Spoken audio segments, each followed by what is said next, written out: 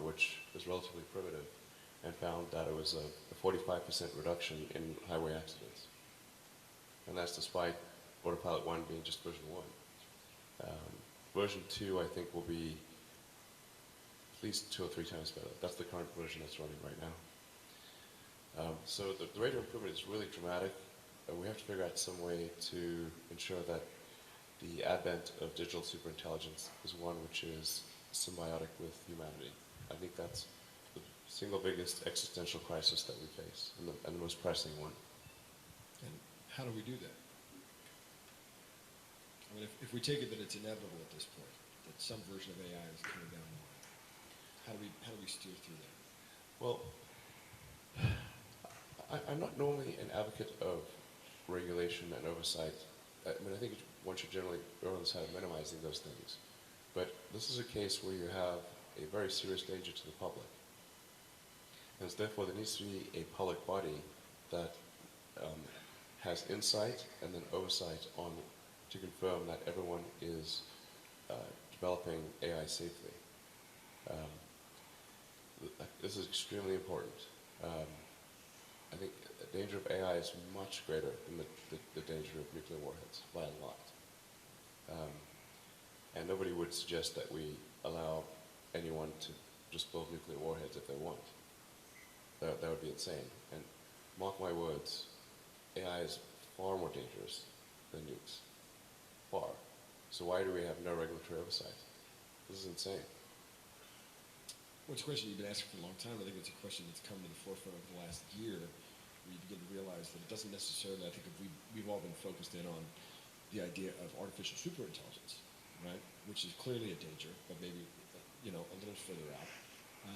What's happened over the last year is you've seen what we call artificial stupidity. We're talking about, algorithmic manipulation of social media. Like we're in it now. It's starting to happen. How do we, what's the intervention at this point?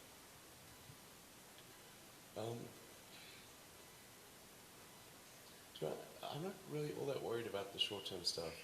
The things that are, like narrow AI is not a species-level risk. It will result in dislocation, in lost jobs, and sort of better weaponry and that kind of thing. But it is not a fundamental species-level risk, whereas digital superintelligence is. So it's really all about laying the groundwork to ensure that if humanity collectively decides that creating digital superintelligence is the right move, then we should do so very, very carefully. Very, very carefully. This is the most important thing that we could possibly do.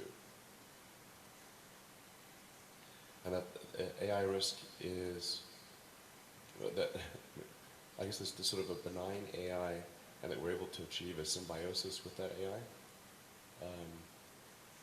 Ideally, the AI, there's somebody who, I can't remember his name, but had a good suggestion for what the optimization of the AI should be.